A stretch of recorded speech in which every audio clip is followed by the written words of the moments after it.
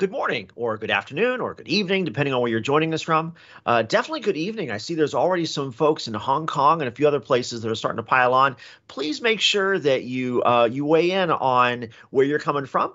And also, we've got a great treat, a special guest on BCDR who will be joining us in just a few minutes. And so bring your best questions on what real disaster recovery ought to look like for your environment along the way.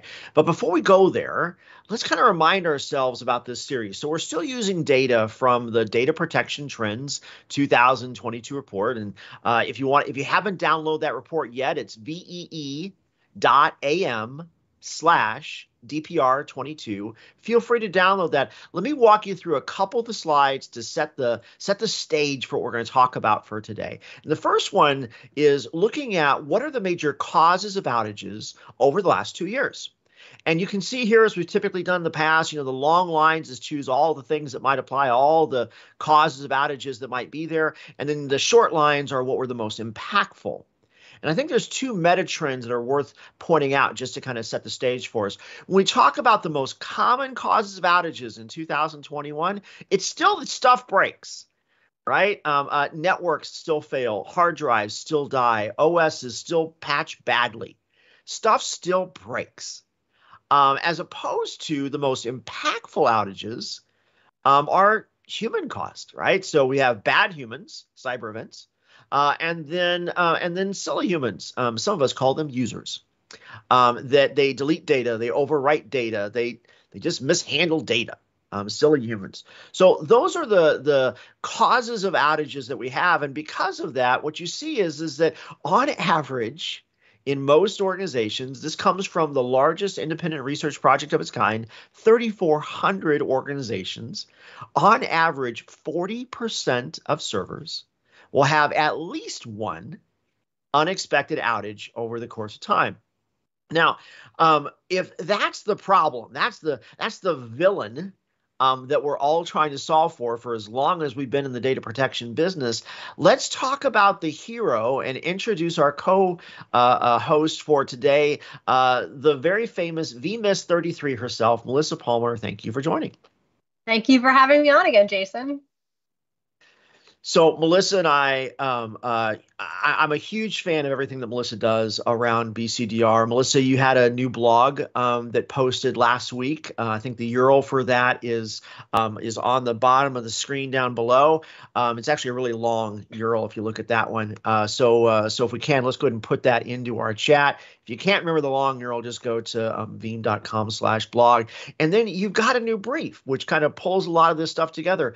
Talk to the folks about, how this kind of came together, and then let's talk about a few of the data points and how what it really means for folks. Yeah, absolutely. So we were looking at all of the great DPR22 data once it came back. And as Jason and I kind of took a look at things, and Jason kind of let me get a good look at what he was going to be polling the audience with, so to speak, we decided, there's a lot of really good, interesting data here that's specifically focused on business continuity and disaster recovery.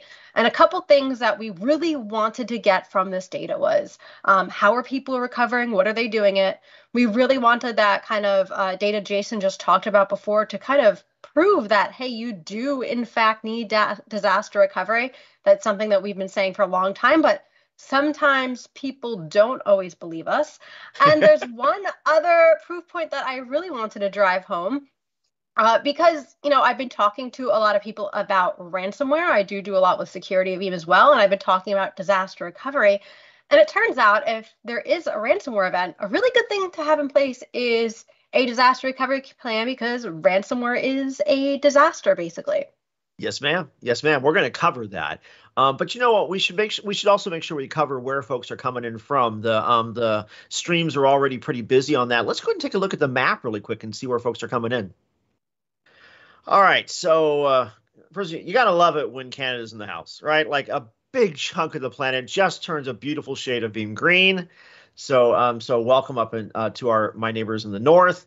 Along with that, see, it looks like we've got Ohio in the house and Colorado's, Nevada. Now, Melissa, you're not going to be there, but I'm going to be in Nevada in the middle of May. Yes. Hopefully folks will be out there for that. Massachusetts is representing this morning, so good morning over there. Let's see if we look a bit further south. What do we got? Jamaica, actually, um, uh, not good on the little islands, but I'm pretty sure that's Jamaica. Let's go over to the old country. Take a look over in, we got Spain, we got France, Austria's in the house, Greece, one of the few countries I still want to visit and I haven't had a chance to yet. A little bummed on that. And then over in APJ, hey, Hong Kong's in. I gave touts to them at the beginning of the hour. Love, love Hong Kong as a city. And then, is that Sri Lanka? We don't see them very often. So Sri Lanka, welcome for joining the program for today. Thank you for doing that. Okay, so yeah, so please keep piling on. Tell us where you're from. Give us your best questions. Truly, there is no one better to answer them than my co-host who's on for today.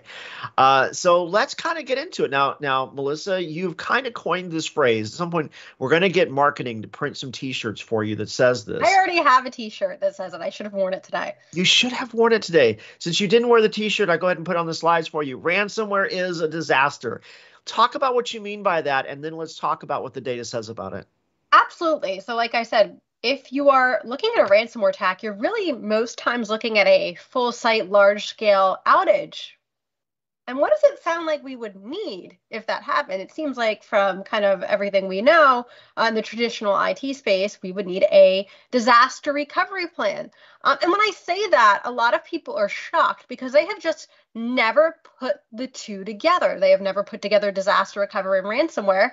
And when you start looking at organizations and their security pieces of the organization, as it turns out, disaster recovery, it more often than not lately has been sitting in the cybersecurity organization. So really, sure, ransomware is a disaster. Yeah, when we think about it, and I also pretend to be a BCDR person from a couple of my last lives back again. If you think about it, disaster recovery really is around the durability of IT systems and whether those systems are on fire, underwater, under earth, lack of power, or wholly encrypted.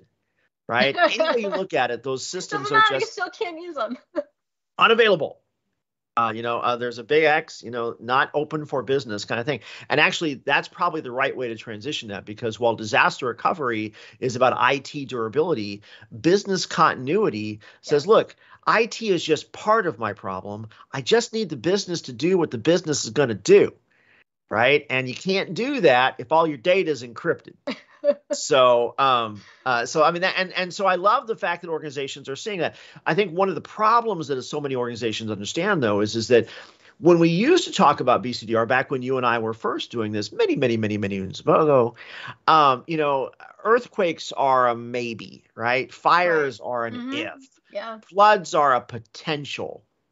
Ransomware is inevitable for almost all organizations. Melissa, last week I had Chris Hoff on, and we talked about how 76% of orgs have had at least one ransomware event in the last 12 months, and the other 24% are probably, some of them are in a state of denial. So that is the when, not the if. I love this, though, because we finally see one strategy. That's something that we haven't seen in a long time. No, we haven't seen it. So imagine this. Even many moons before Melissa was even involved in this, and I was swapping tape drives back in some dark cubicle underneath the skyline where you could see the great golden ball of joy called the sun. Back then, the cyber folks and the backup folks, we didn't talk to each other. We didn't know who each other were, right? And now, fast forward 30 years.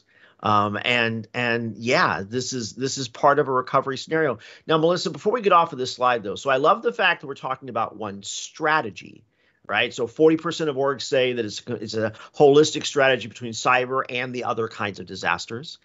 48% say mostly integrated. So what do we got? 88%. So 7 out of 8 orgs are at least mostly, if not wholly, combined. And yet the methods are going to look a little different, right? Because with fire and flood, you power up that last copy as quick as you can. That's exactly not what you want to do for cyber. Yeah, it's not necessarily with cyber, right? And that's the issue, right? Every disaster is different, whether it be a traditional disaster or a ransomware event. You don't know exactly what's going to unfold until it happens, right? So you kind of have to unpack everything and have different strategies in place. And when we're talking about disaster recovery in the context of ransomware, it's really going to tie into that wider security response, right? So there's a lot of things that have to happen before you even think about hitting that recovery button with a ransomware attack. So depending on what kind of comes out through those early phases, and some organizations have been able to say, hey, we can pinpoint the ransomware came in this date, so we're going to go to the restore point directly before that and start restoring still to an isolated environment, making sure everything's good to go. But a lot of it is going to depend on what unfolds during the event as a whole. I love that. I don't think I've heard it put quite that way before, but I love that idea of you say you have a single strategy, but your first step is understanding that scope of calamity and how you're going to Exactly. and what the impact is. Because I guess you do the same thing for I've lost power is different from my data center is underwater, right? Because in one case, you technically do still have access to the original metal.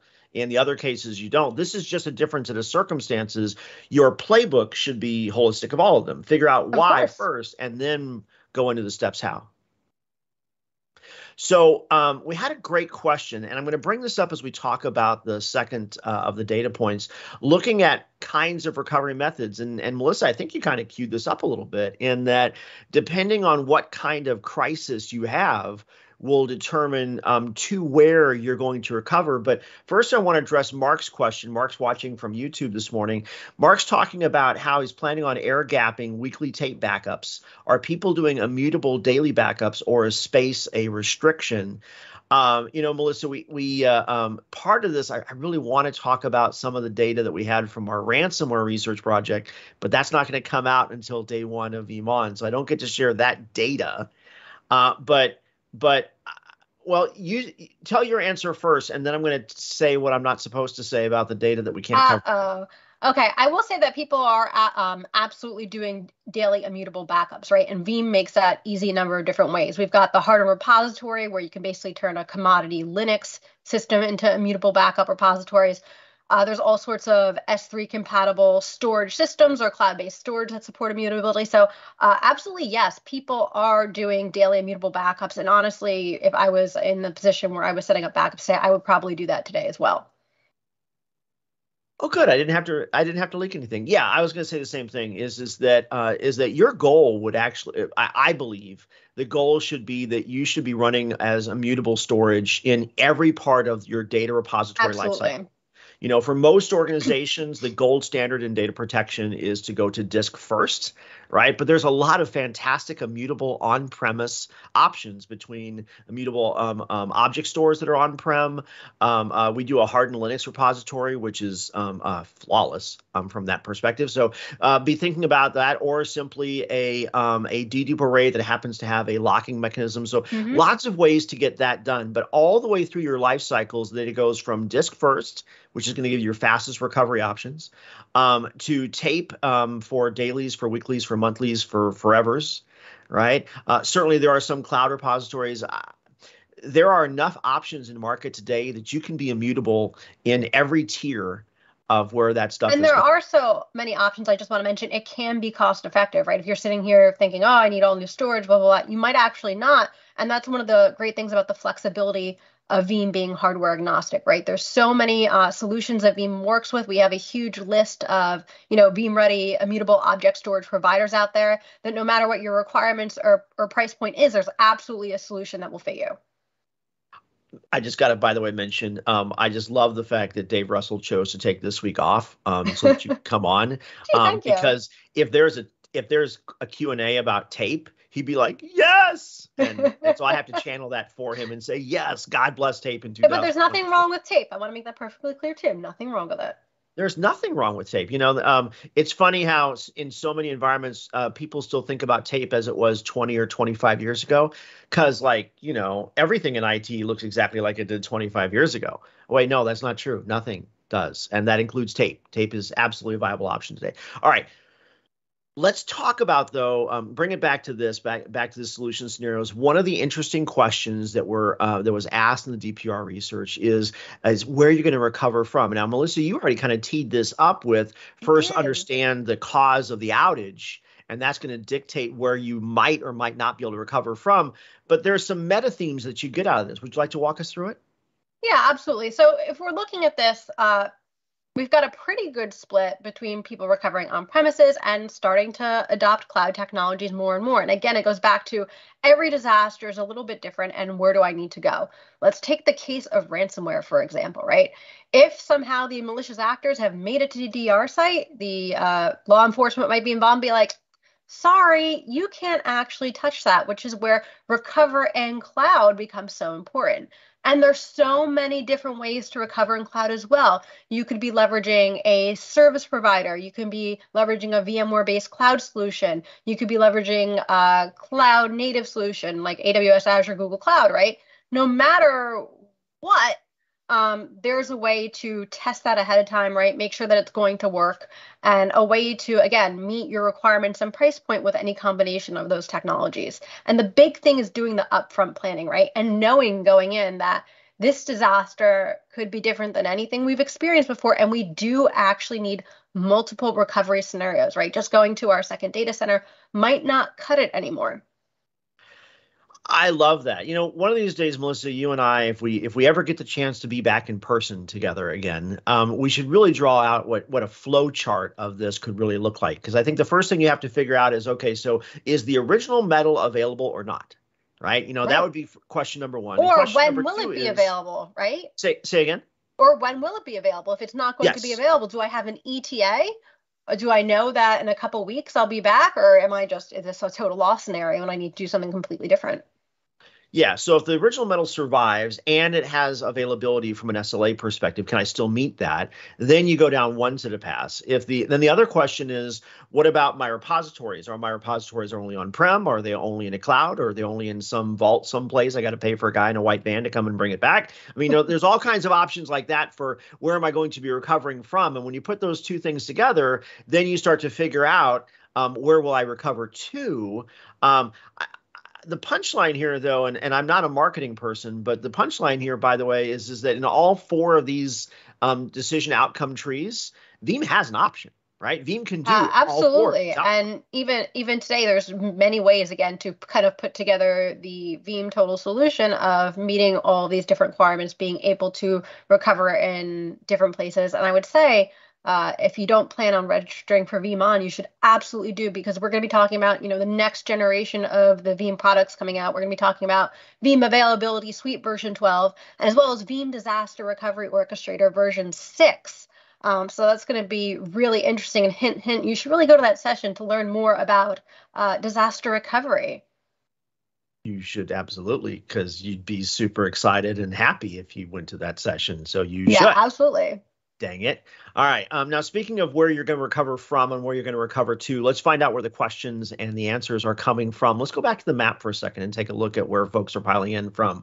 All right. So if we take a look in the U.S., so Canada weighed in. I think they were jealous of their friends in Nevada, so that was good. Let's go down a little bit further south. Brazil. Love Brazil. Love it when they come in. Again, huge chunk of the planet turns green. And oh, by the way, they seriously know about steak and wine. All right. Going back over here. So we got Israel's in the house. Saudi Arabia. Is that Tunisia is in? Let's peek down a little bit further south. What else we got? South Africa. Love South Africa. Miss them. And then I see India in that upper right-hand corner. So thank you all for continuing to join in. And it looks like Ethiopia, I'm pretty sure that's it. Texas Education did not give me a good geography basis. So please keep the comments coming in. Please keep telling us where you're from. Our goal in life is to turn the world Veeam green, one map drawing at a time. So, all right. So Melissa, you mentioned Orchestrator. Mm-hmm. But let's bring it back to the data. So again, coming back to, I think it was 3,393, almost 3,400 of our closest friends. Yeah. Actually, not our friends, as an unbiased research panel, but we asked them, when it comes to recovery, when it comes to BCDR, what kind of failover mechanisms are you out there? Now, I'm gonna explain the wrong ways to do this, and then I want you to pile on that. You got it. That lovely percentage in the upper left-hand corner. So when organizations were asked what kind of failover and failback, right? So how am I actually going to do the switch over to the second set of infrastructure? In that lime green upper right-hand corner, 29% of organizations said we're going to manually reconfigure. In the South in the U.S., we would say bless their hearts. Wow. Okay.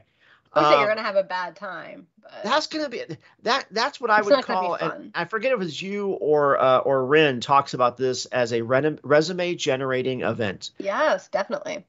So I mean, you got your CFO and your CIO, one on each shoulder, right? Both wearing red, by the way, at that point, and they're telling you, when are we going to be back up again? Like, well, I just got to reconfigure these IP addresses. I got to configure these LUNs, and we'll be up in no time at all.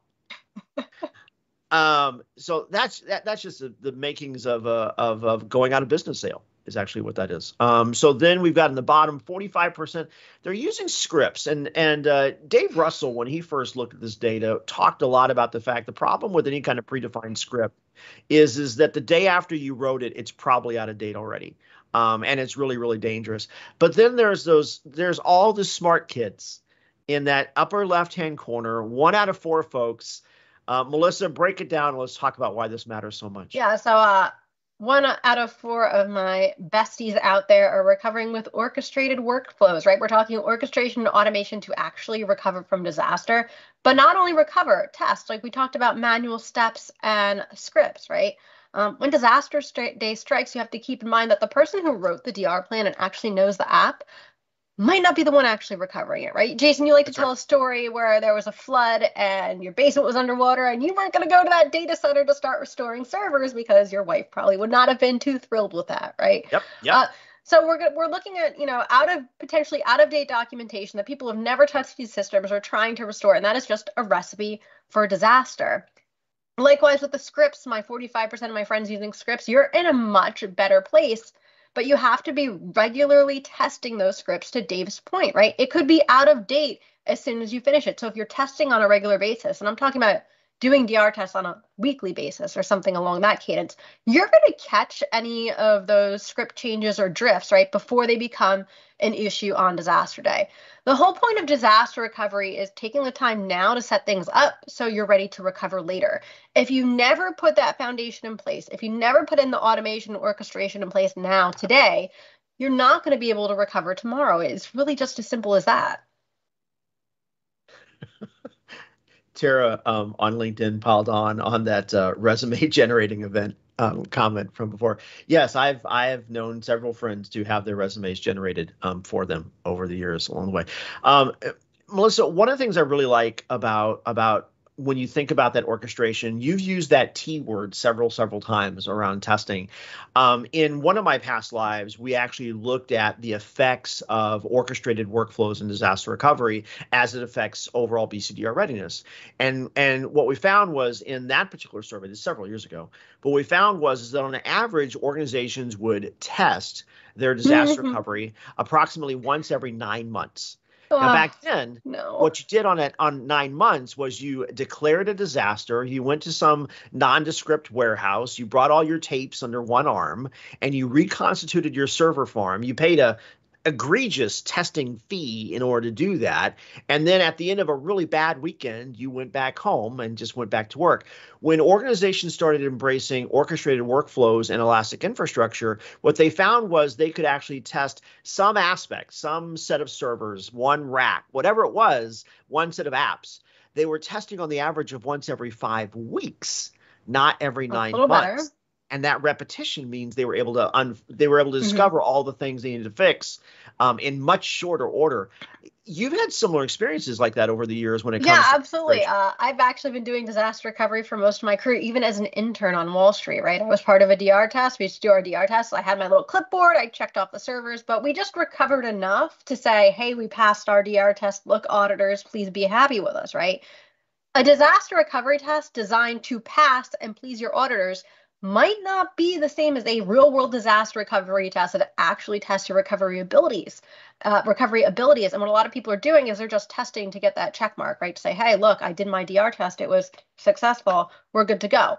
Well, if we're talking about the threat of ransomware, which is basically imminent, that DR test is not actually going to protect you come disaster day. And you won't have the confidence to say, you know what, we've done this before. I hit a button. I watch my test. I'm ready to go. And I know that we're going to be able to recover successfully. For the folks at home, Melissa and I did what Veeam called a Trailblazer talk, which is a thought leadership enablement talk for senior leaders, and we did one last year called the 9 Keys to That was Success. fun. That's one of my favorites. Yeah. That was fun, and one of those 9 keys was if you're looking for green check marks, you will find them when you want them, and not when you need them. Yeah. And I love that one. That's one that I've learned from over the years. But yes, so certainly that testing. I will tell you a very short story though. My favorite DR test back when you used to have to do it physically was there was this little beverage company out in Georgia. And their entire data center, you could actually map it A through Z across the top, 1 through X going down. And once a month, they would randomly roll a letter and a number, like playing bingo. And Disaster recovery bingo? Where has this been my whole life? Oh, this is fantastic. So they would, on the beginning of Friday night, about 8 p.m., they got a letter, they got a number, and they went over and they would turn off all the servers in that rack and physically pull that rack off the floor, put in new servers because they all matched. How cool would that be? And then see, okay, can we actually recover it up? And on any given month, they would randomly take a different rack out of commission and rotate it. It also let them do hardware refreshes along the way. But that's as good as you got before orchestration came in. So anyway. All right, we are coming up close on time, so let's make a few last points. Melissa, I think this is actually the last in our series of insight. I know. Well, I mean, once you've done BCDR, there's nothing left to talk about, right? This is the punchline of all punchlines. But yes, if you have not downloaded the rest of the Data Protection Trends report yet, please do that. VEE.am/DPR22. BCDR was one of like 9 major things that were covered in that project. Make sure to download that and see what the other 8 were. And then lastly, you know what? I got 2 minutes left. Can we see if there's any last map countries? Give folks to say hello, and then we'll come back to close out on Veeam on. Yeah, no, never mind. Okay, so we're going to do Veeam on first. Our producer is saying, wait, the map's not ready yet. We're still filling in all. He likes to color in the lines. What are you going to do? All right, so for Veeam on, so it's coming up in 6 weeks-ish, 5 weeks from now. Super excited. It is a hybrid event. I will be there in person. Melissa will be there virtually. We hope that you come in one way or the other. I think there's some kind of a registration discount, and it ends pretty quickly. So if you're going to come in person, now would be the time to register. So Veeam.com or /Veeam on, please make sure to join in for that. If we're ready for the map, let's give a shout out to those last ones to weigh in. See what do we got. So let's take a look at the Americas. There's a lot of beautiful green. Anytime that Brazil and the Argentinians agree, it's a good day. Those and Canada and like the whole new world is all green. That makes me happy. But if we kind of come in on the Americas, let's see. It looks like Barbados and the Caymans. Been to one, would like to go the other. Argentina, we already called out. Let's go over to that's just so pretty. Let's go over to Europe and Netherlands. Got some friends from over there. Bulgaria's in the house. Egypt's in the house. And then one last plug. Is that Indonesia? Fantastic. Okay. Yeah, keep them coming. And if you do have questions, Melissa and I will check the chats on all the platforms, and we will try to pile on as best we can. If not, I think next week is Easter weekend, and so I don't plan on being here, and I don't think Dave is either. So I'm pretty sure we're taking next Monday off, but as well as Good Friday as well. So we'll see about that. Hopefully, we'll see you in 2 weeks, and hopefully, we'll see you at Veeam on. Melissa, thanks for joining today. Thanks for having me again, Jason. We should do this more often. We really totally should. And as Orchestrator 6 comes closer and closer, I'm going to totally use that as the excuse. Until then, have a great day.